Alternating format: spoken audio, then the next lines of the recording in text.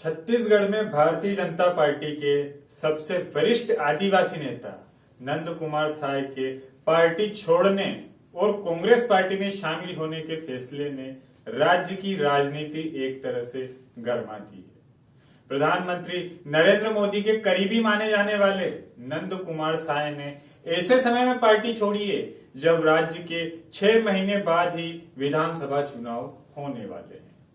रविवार की शाम उनके इस्तीफे की चिट्ठी जैसे ही सार्वजनिक हुई, रायपुर में एक तरफ जहां भारतीय जनता पार्टी के दफ्तर में नेताओं की बैठकें शुरू हो गई, तो वहीं दूसरा खेमा कांग्रेस पार्टी के नेता भी कार्यालय में जुटने लगे। भारतीय जनता पार्टी की स्थापना काल से ही नंद कुमार साय जुड़े हुए थे। नंद कुमार साय ने अपने इस्तीफे में ये बात लिखी है कि पिछले कुछ वर्षों से भारतीय जनता पार्टी में मेरी छवि धूमिल करने का उद्देश्य एवं मेरे विरुद्ध अपनी ही पार्टी के राजनीतिक प्रतिद्वंदियों द्वारा षड्यंत्र पूर्वक मिथ्या आरोप एवं अन्य गतिविधियां लगातार मेरी गरिमा को ठेस पहुंचाने का काम किया जा रहा है। साय के पार्टी छोड़ने पर छत्तीसगढ़ के मुख्यमंत्री भूपेश बघेल के हैंडल से तुरंत टिप्पणी आ गई। आज श्री नंद कुमार साय जी ने अपने साथ साथ आदिवासियों के मन के बात भी कह दी। इसके घंटे भर के भीतर ही कांग्रेस पार्टी के प्रदेश अध्यक्ष मरकाम ने इन्हें कांग्रेस पार्टी में शामिल होने का न्योता भी दे दिया। दूसरी ओर पूर्व मुख्यमंत्री रमन सिंह और भारतीय जनता पार्टी के प्रदेश अध्यक्ष अरुण साव यही दावा करते रहे कि उनसे बात की जाएगी और उन्हें मना लिया जाएगा। पर क्या ऐसे समय में जब छत्तीसगढ़ विधानसभा चुनाव की दहलीज पर खड़ा है, ऐसे में भाजपा के लिए यह कितनी बड़ी चुनौती और कांग्रेस के लिए साय कितने महत्वपूर्ण है, चलिए टटोलने का प्रयास करते हैं। छत्तीसगढ़ की इस राजनीतिक घटना के मायने क्या है, राज्य की राजनीति में और वो कौन से फैक्टर हैं जिनसे भाजपा हो या कांग्रेस, दोनों ही के लिए वह चैलेंज साबित होंगे, और साय का जाना कितना बड़ा बदलाव है भारतीय जनता पार्टी और कांग्रेस में, उसके लिए क्या संभावनाएं दिख रही है। नमस्कार, मेरा नाम है नीरज पंचोली, आप देख रहे हैं नजर टुडे। उत्तर भारत के राज्य जिनमें यूपी, बिहार, मध्य प्रदेश, छत्तीसगढ़ एवं कई ऐसे हिंदी पट्टी के और भी राज्य हैं जो अपने आप को एक तरह से स्थापित इस्टेब्लिश करने के लिए लगातार चुनावी रण में ऐसे अपरिहार्य परिणाम देते हैं जिनसे केंद्र की राजनीति भी एक तरह से प्रभावित होती है।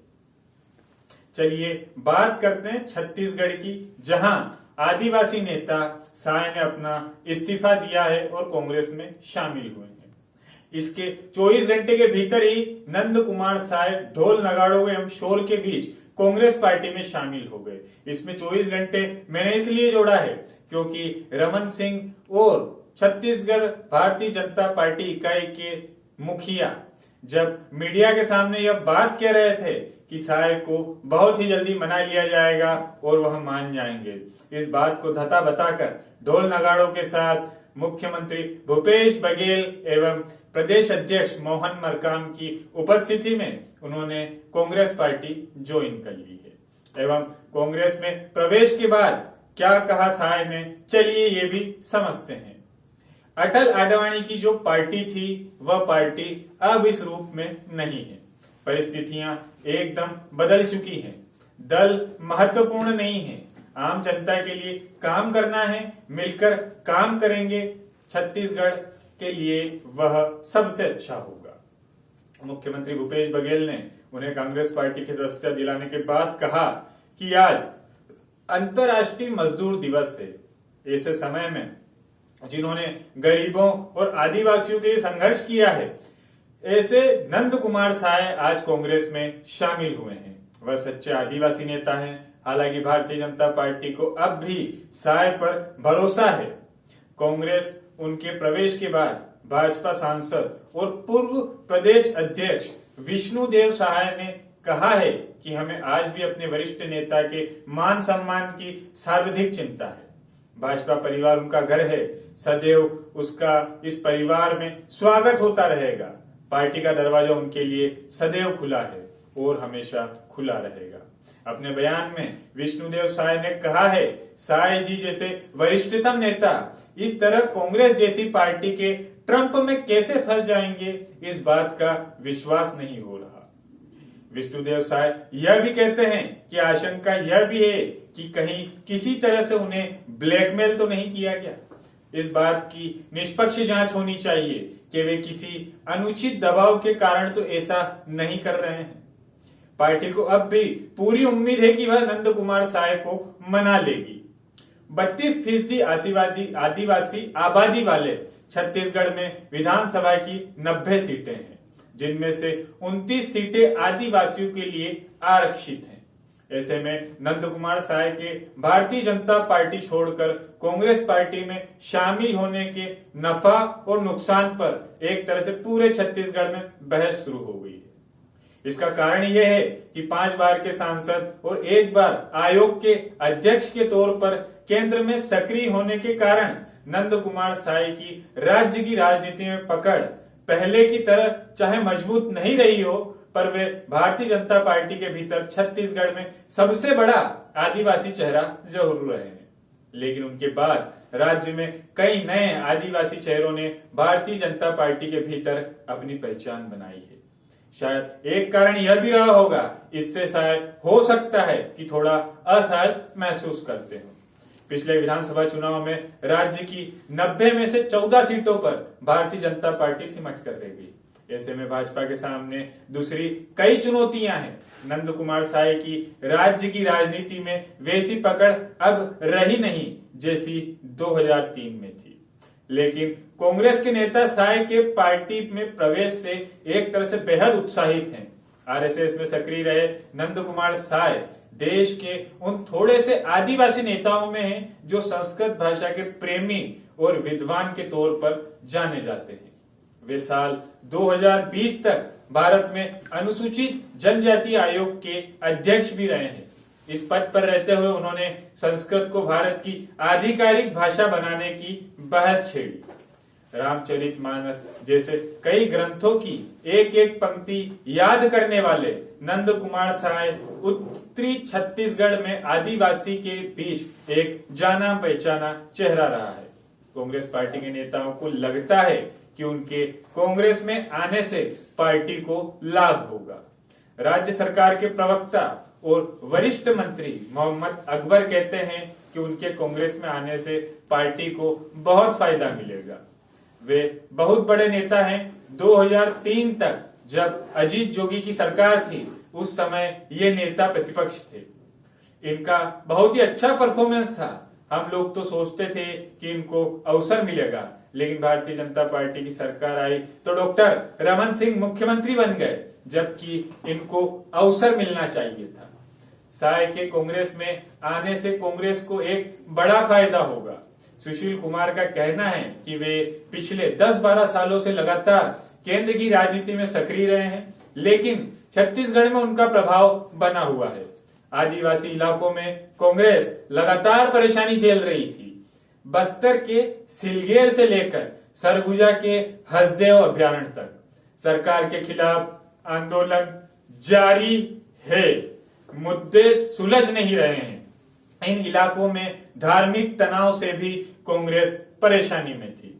आदिवासी मोर्चे पर सरकार से नाराजगी का अंदाजा इससे लगाया जा सकता है कि भानु प्रतापपुर में हुए उपचुनाव में तीसरे नंबर के आदिवासी उम्मीदवार को 23,000 से भी अधिक वोट मिले हैं। नंद कुमार साय के कांग्रेस में आने से जिस सरगुजा संभाग से वे आते हैं, वहां तो फर्क पड़ेगा ही, बस्तर में भी इनका असर देखने को मिलेगा। सांसद, विधायक, नेता प्रतिपक्ष, प्रदेश अध्यक्ष जैसे पदों पर रह चुके नंद कुमार साय राज्य में आदिवासी नेताओं के नाते मुख्यमंत्री पद के सबसे प्रबल दावेदार माने जाते रहे हैं। छत्तीसगढ़ में भारतीय जनता पार्टी के अध्यक्ष बनाए गए नंद कुमार साय को स्थानीय स्तर पर पार्टी के कुछ नेताओं के विरोध के बाद भी नरेंद्र मोदी ने उन्हें नेता प्रतिपक्ष बनाने की घोषणा की। पार्टी के भीतर इस फैसले का विरोध इस स्तर तक हुआ कि पार्टी दफ्तर में जमकर तोड़फोड़ हुई। एक तरह से आगजनी भी हुई और नरेंद्र मोदी समेत दूसरे तमाम नेताओं को कमरे में बंद होकर अपनी जान बचानी पड़ी। यह वाकया उस समय का है जब नरेंद्र मोदी मध्य प्रदेश, राजस्थान, छत्तीसगढ़ समेत 4 राज्यों के प्रभारी बनकर इन राज्यों में आए थे। हालांकि पार्टी का फैसला उस समय भी बरकरार रहा। छत्तीसगढ़ में कांग्रेस पार्टी की अजीत जोगी की सरकार के खिलाफ नंद कुमार साय ने 3 साल तक सड़क पर लड़ाई लड़ी। पुलिस की लाठीचार्ज में साय का पैर टूट गया, लेकिन साल भर तक पट्टी बांधे नंद कुमार साय पूरे राज्य भर में घूमते रहे। 2003 में जब छत्तीसगढ़ में विधानसभा के चुनाव हुए तो नंद कुमार साय को अपनी परंपरागत सीट तपकरा के बजाय तत्कालीन मुख्यमंत्री अजीत जोगी के खिलाफ मारवाही से विधानसभा चुनाव लड़ने के लिए कहा गया। नंद कुमार साय उस समय 54,150 वोट से चुनाव हार गए। राज्य में भारतीय जनता पार्टी की सरकार बनी, लेकिन मुख्यमंत्री की रेस से साय बाहर हो चुके थे। कुछ ही महीनों के भीतर 2004 में लोकसभा का चुनाव हुआ और नंद कुमार साय तीसरी बार सांसद चुने गए। अपनी ही सरकार की आलोचना के लिए चर्चित नंद कुमार साय को 2009 और 2010 में राज्यसभा का सदस्य बनाया गया।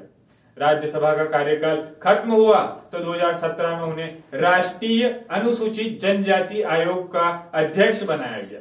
राज्य में 15 साल की सत्ता के बाद 2018 में विधानसभा चुनाव की 90 में से 14 सीटों पर सिमट कर रह गई भारतीय जनता पार्टी को लगातार आंदोलन के लिए चेताने वाले नंद कुमार साय सार्वजनिक तौर पर पिछले कुछ महीने से अपनी नाराजगी जता रहे थे। उन्होंने मीडिया से साफ साफ कहा है कि आदिवासी इलाके में भारतीय जनता पार्टी की हालत खराब है और 2023 में होने वाले विधानसभा चुनाव को लेकर पार्टी नेतृत्व को अभी से रणनीति बनानी चाहिए, रणनीति तैयार करनी चाहिए। साय की कितनी सुनी गई यह तो उनके इस्तीफे ने एक तरह से साफ कर दिया, लेकिन यह तो तय है कि इस इस्तीफे और कांग्रेस पार्टी में उनके शामिल होने के साथ ही छत्तीसगढ़ में चुनावी जोड़ तोड़, सीटों की गणना और राजनीतिक लाभ हानि की चर्चा शुरू हो गई है। वह सिलसिला अभी लंबा है और अगर कहें तो यह लंबे समय तक चलेगा।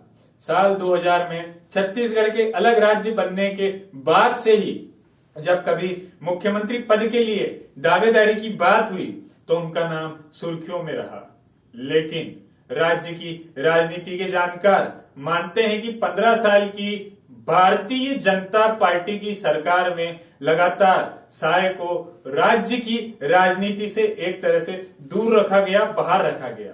छत्तीसगढ़ के आदिवासी बहुल जशपुर के भगोरा गांव में 1946 में कंवर समुदाय के में पैदा हुए नंद कुमार साय जब 9वीं की पढ़ाई कर रहे थे, उसी समय उनकी शादी कर दी गई। उस समय वह कहते हैं कि मैंने राजनीति शास्त्र में एमए किया। पढ़ाई करते समय ही छात्र राजनीति की शुरुआत हुई और मैं छात्र संघ का अध्यक्ष बन गया। इसके बाद मैं शराब विरोधी आंदोलन में जुट गया। मुझे यह बात समझ में आ गई थी कि आदिवासियों को जानबूझकर शराब में धकेल दिया गया है। शराब किसी भी समाज या जाति की संस्कृति नहीं हो सकती। नंद कुमार साय के मुताबिक 23 सितंबर 1970 को झूमर मुड़ा गांव में शराब बेचने वालों की पहल पर आदिवासियों की बैठक बुलाई गई। यहाँ मुझे तर्क दिया गया कि जैसे भोजन से नमक को अलग नहीं किया जा सकता, उसी तरह शराब आदिवासी संस्कृति का हिस्सा है। आदिवासी को शराब से अलग नहीं किया जा सकता, पृथक नहीं किया जा सकता। नंद कुमार साय को इसी बैठक में यह चुनौती दी गई कि क्या वो भोजन से नमक छोड़ सकते हैं। उस समय साय का दावा है कि मैंने उसी समय सबके सामने यह प्रतिज्ञा ली कि आज के बाद मैं अपने भोजन में नमक का उपयोग नहीं करूंगा। इस बात को 53 साल होने को आए, मैंने फिर भी नमक को अपने भोजन में शामिल नहीं किया है। नंद कुमार साय को उनके इलाके में लोग लोक गायक के तौर पर भी जानते हैं। पढ़ाई में तेज तर्रार होने की बदौलत 1973 में उनका चयन नायब तहसीलदार के पद पर हो गया था, लेकिन राजनीति में प्रेम के कारण उन्हें वह नौकरी छोड़नी पड़ी। परंतु अब आने वाले समय में जिस तरीके से छत्तीसगढ़ अपने चुनाव के मुहाने पर खड़ा है, अब देखना यह होगा कि शायद उनके लिए यहां तक कि कांग्रेस पार्टी और मुख्यमंत्री भूपेश बघेल के लिए कितने एक तरह से कहते हैं संभावना वाले व्यक्ति साबित होंगे, ये तो भविष्य के गर्त में छुपा है। परंतु छत्तीसगढ़ में कांग्रेस सिर्फ ये खबर नहीं दे सकती कि पार्टी में सब अच्छा चल रहा है, क्योंकि पार्टी के मौजूदा गृह मंत्री ताम्रध्वज साहू एवं पूर्व नेता प्रतिपक्ष टीएस सिंहदेव और वर्तमान स्वास्थ्य मंत्री टीएस सिंहदेव भी सरकार को एक तरह से आंख दिखा चुके हैं। और खबरों की माने तो इस बार सिंहदेव का चुनाव लड़ने का बिल्कुल भी इरादा नहीं है। परंतु जैसे कहा जाता है कि राजनीति में संभावनाएं सबसे ज्यादा होती है, राजनीति संभावनाओं का खेल है, तो क्या संभावनाएं छत्तीसगढ़ में वापस कांग्रेस की वापसी का मार्ग प्रशस्त करेगी, या फिर इस बार कांग्रेस एक तरह से कहें कि केंद्र की जो संगठन है उसका ऑयल ग्रीस चलाने के लिए सबसे बड़ा दारोमदार अगर अभी किसी समय किसी राज्य या किसी मुख्यमंत्री के ऊपर है तो वह छत्तीसगढ़ में भूपेश बघेल के ऊपर है। इसका सीधा सा कारण है कांग्रेस का राष्ट्रीय अधिवेशन, भारत जोड़ो यात्रा और ऐसे कई कांग्रेस के बड़े कार्यक्रम हैं जिनमें मुख्यमंत्री भूपेश बघेल ने केंद्र का जो संगठन है उसमें पूरी तरीके से जो मैकेनिज्म है उसमें ऑयल ग्रीसिंग का काम भूपेश बघेल ने किया है। इसी तरह की तमाम जानकारी एवं तमाम सूचनाओं के लिए देखते रहें नजर टुडे। वीडियो अच्छा लगे तो लाइक करें, शेयर करें, सब्सक्राइब करें हमारे चैनल को। एवं इस हेतु आपका कोई सुझाव हो तो आप हमारे कमेंट बॉक्स में साझा कर सकते हैं। शुक्रिया।